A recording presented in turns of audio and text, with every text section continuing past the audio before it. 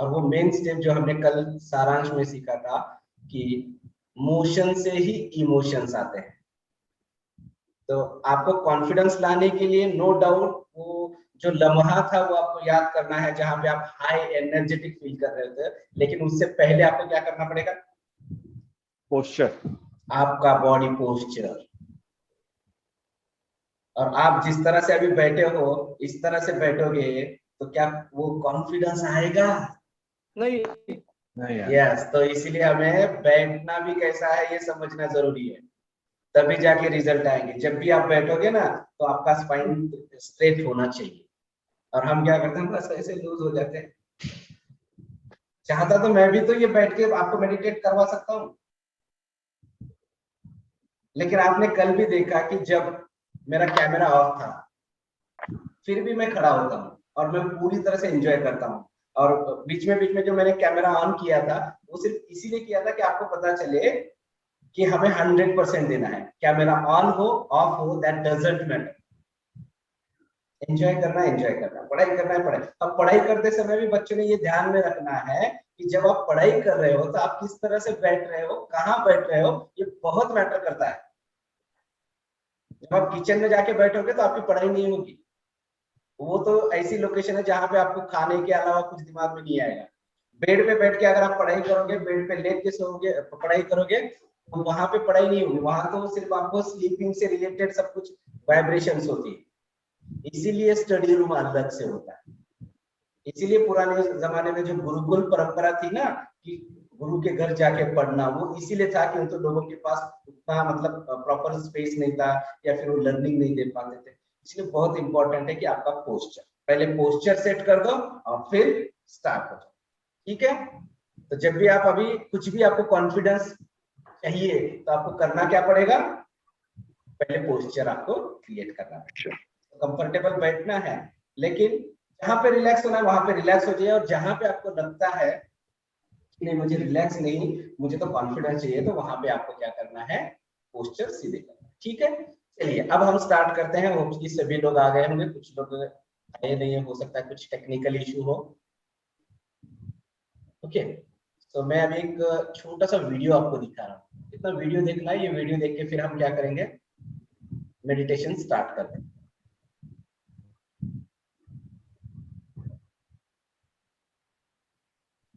Screen सभी को दिख रहा है? जी सर। ओके, ध्यान से सुनना, भले वो इमेज आगे पीछे हो जाए तो ये डिपेंड करता है कि आपका मेरा नेट कनेक्टिविटी कैसा है। तो पिक्चर आगे पीछे हो जाएगा लेकिन साउंड आप बिल्कुल सही सुनना। ओके,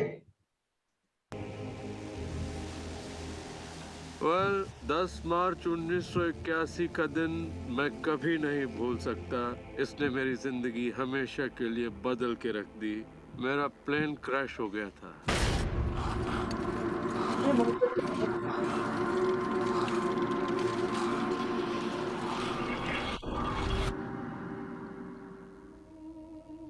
मुझे लकवे की हालत में अस्पताल लाया गया। मेरी रीढ़ की हड्डी कुचल गई थी। मेरे पहले और दूसरे सर्वाइकल वर्टिब्रे टूट चुके थे।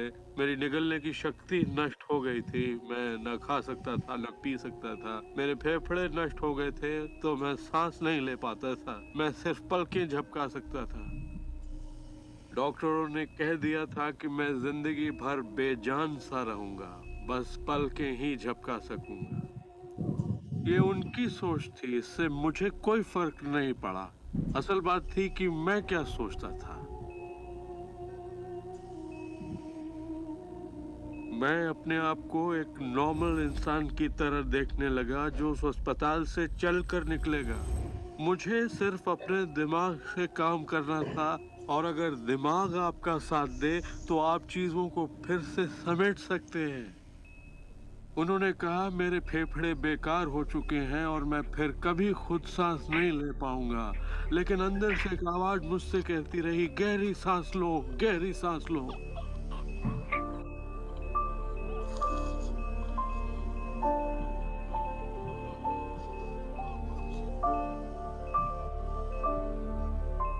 आखिरकार मैं खुद सांस लेने के काबिल हो गया। वो समझ नहीं पाए कि ये कैसे हुआ। मैंने अपने दिमाग में किसी ऐसी बात को नहीं आने दिया जो मेरे लक्ष्य और मेरे संकल्प को मुझसे अलग करती।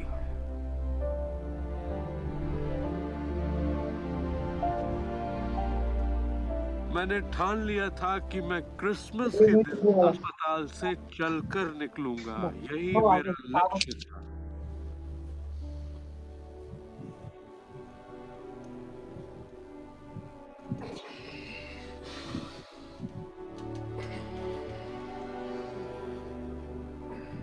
आठ महीने बाद मैं खुद अपने 2 पैरों पर चलकर अस्पताल से बाहर निकला। उन्होंने कहा था ये नामुमकिन है। वो दिन मैं कभी नहीं भूलूंगा। वो लोग जो इस वक्त इस प्रोग्राम को देख रहे हैं और जो किसी तकलीफ में हैं, अगर मुझे उनको अपनी जिंदगी का सार बताना हो और अगर मुझे उनकी जिंदगी का सार बताना हो तो मैं 7 शब्दों में कहूंगा, इंसान वही बनता है जो वो सोचता है।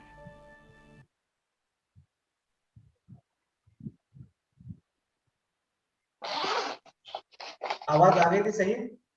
हाँ सर। आपने यस समझा यस, इसको?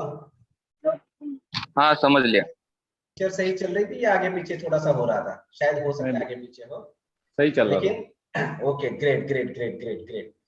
तो सिंपल आखिरी में क्या बताया उसने? इंसान वही बनता है जो वह सोचता है। सोचता है। एग्जैक्टली। तो जो भी लोग अपने आप को बीमार मानते हैं, जिसको भी लगता है कि मुझे ये प्रॉब्लम है वो प्रॉब्लम, उसके पीछे का सबसे बड़ा रीजन हम खुद हैं। हमने उसे अपनाया है।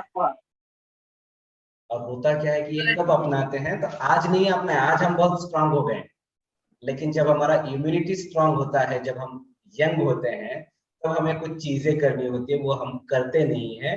और जैसे ही बूढ़े होते हैं फिर सीरियस होते हैं, तब करने जाते हैं, लेकिन जो पहले किया उसका साइड इफेक्ट भी तो होगा।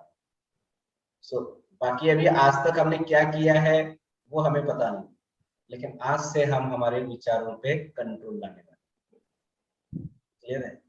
आपने देखा कि उसका प्लेन क्रैश हुआ था, मॉरिस नाम का बंदा है, और ये रियल स्टोरी है। द सीक्रेट मूवी मैं आपको शेयर करूंगा कि अगर आपको पॉसिबल है, आपको अगर बाहर निकलना है आपकी बीमारी से, आपके निगेटिव विचारों से, और आपको जो चाहिए वो अगर हासिल करना है, तो डोंट वरी, आप द सीक्रेट नाम का बुक पढ़िए, उसमें आपको ये सब कुछ मिलेगा। अगर मूवी देख सकते हैं मूवी देखिए, वो भी आपको यूट्यूब पे अवेलेबल है, द सीक्रेट। हिंदी में है, इंग्लिश में है, अलग अलग लैंग्वेजेस में अवेलेबल है, कोई भी आप ऑप्शन सेलेक्ट कर सकते हैं। दोनों मतलब कि उसकी बॉडी पूरी खत्म हो चुकी थी। डॉक्टरों का क्या कहना था कि ये बंदा आप कभी उठ के चल नहीं पाएगा। तो वहां पे क्या स्टेटमेंट था उस बंदे का? मैं हॉस्पिटल से बाहर उनकी अपने सोच है, ये उनकी सोच है, इससे मुझे कोई फर्क नहीं पड़ता। फर्क तो पड़ता है कि मैं क्या सोचता हूँ। और मैंने ठान लिया कि 25 दिसंबर क्रिसमस के दिन मैं अपने दोनों पैरों पर चलते हुए इस अस्पताल से बाहर निकलूंगा। एग्जैक्टली यही आपका बिलीफ सिस्टम होना चाहिए। और अगर आपने ये कर दिया ना, तो आई एम डैम श्योर कि आप 100% डिसीज फ्री हो जाएंगे। लेकिन इसके लिए आपको स्ट्रांग बिलीफ रखना पड़ेगा। स्ट्रांग, सिंपल नहीं, पूरा स्ट्रांग होना चाहिए।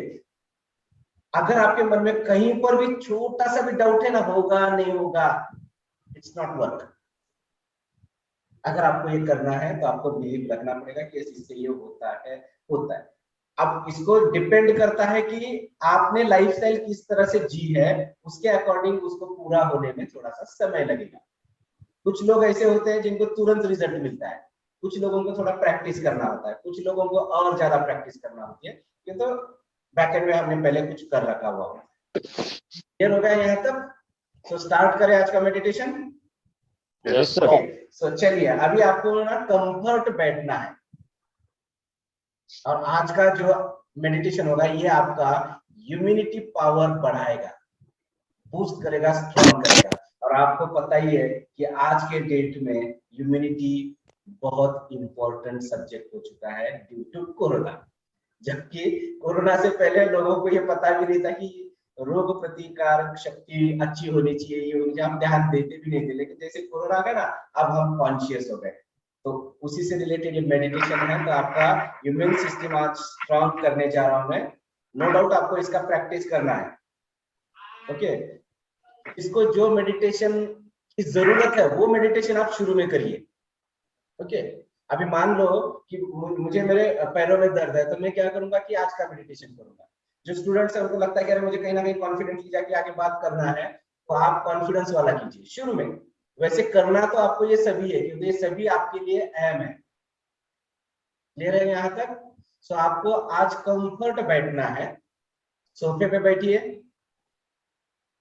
या फिर चेयर पे बैठिए या फिर वज्रासन में बैठिए, तो भी आपको कंफर्टेबल है उसमें आप बैठिए।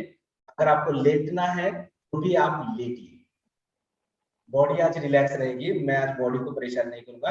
आज हम पूरा फोकस करेंगे हमारे विजुअलाइजेशन। ओके, सो अपना अपना पोस्चर लीजिए फटाफट फटाफट। ओके, और म्यूजिक सिस्टम वगैरह सेट कर दीजिए। अगर आप लेट रहे हो तो ऐसा ना हो कि वो म्यूजिक निकल के चला जाए, फिर आप डिस्टर्ब। और ध्यान में रखना, जब आप मेडिटेशन करते हो ना, एक बार आपने आंखें बंद कर ली ना, जब तक मेडिटेशन खत्म नहीं होता तब तक आपने आंखें नहीं खोली, कुछ भी हो जाए। लेकिन कुछ लोग क्या करते हैं, शुरू तो बहुत अच्छा करते हैं, 5 मिनट होने के बाद आंखें खोलते हैं। वो नहीं करना है, कुछ भी हो जाए आंखें बंद रखिए। क्यों? तो वही एक सोर्स विजुअल को डिस्टर्ब हो जाएगा आपके। क्यों? तो जैसे ही आप उस फ्लो में चले गए कि मान लो कि आप ट्रेन में जा रहे हो, वो सब कुछ ट्रेन दिख रहा है, मैं आंखें बंद करी और अचानक मेरी आंखें खुल गई, सामने एसी दिखेगा, मेरा ध्यान क्या होगा? ट्रेन से हट जाएगा। इसलिए आंखें हमें खोलनी नहीं है। मैं बोलूंगा आपको ताजमहल देखना है तो आपको आंखें बंद करके देखना है, आंखें खोल के नहीं देखना है। कुछ लोग देखिए ऐसा, जैसे ही हम बोलते हैं तो आंखें खोलते हैं। देखिए मतलब बंद आंखें करके, क्योंकि आपको पता है कि बंद आंखें करके हम कुछ भी देख सकते हैं, और वो एक्चुअली हमारा राइट ब्रेन तक बहुत जल्दी पहुंचता है जब आप बंद आंखें करके उसको स्टोर करते हैं। ठीक है ना? चलिए, सो स्टार्ट करते हैं हम। कंफर्टेबल बैठिए, म्यूजिक सिस्टम सेट कर दिया। अगर हो गया तो मुझे बता दीजिए ताकि मैं शुरू कर दूं, क्योंकि ऐसा ना हो कि मैं शुरू कर दूं और आप ओके। प्रवीण जी ओके, शैलेंद्र जी ओके है, अनका जी आप ओके हैं। अनका जी आप ईयरफोन लगाएंगे क्योंकि बाद में आपको डिस्टर्ब हो जाएगा। कंफर्टेबल है उसमें आप? ईयरफोन दे। ओके चलो ठीक है, मुझे कुछ नहीं प्रॉब्लम, आप कंफर्टेबल हो, परफेक्ट है। ओके चलिए, महेश सर भी रेडी है, सुशील कुमार जी, सुशील कुमार फैमिली रेडी है। ओके, शायद आज उन्होंने स्पीकर वहां पे लगवा दिया है, कल भी लगवाया था शायद। ओके चलिए, सो आप आपका कैमरा भी बंद कर दीजिए और स्क्रीन की तरफ देखिए मदद। ओके, मैं इसलिए आपको ये बंद करने बोलता हूँ ताकि आपका फोकस पूरा आपके मेडिटेशन पे रहे। नहीं तो आपने ये रखा तो मुझे अच्छा है कि रिकॉर्डिंग हो जाती है, आपके एक्सप्रेशन में रिकॉर्ड कर लूंगा, मुझे ज्यादा बेनिफिट है आपकी कैमरा ऑन रखने से, लेकिन मैं वो नहीं बोलूंगा क्योंकि हमें मेडिटेशन का आउटपुट चाहिए। सो चलिए,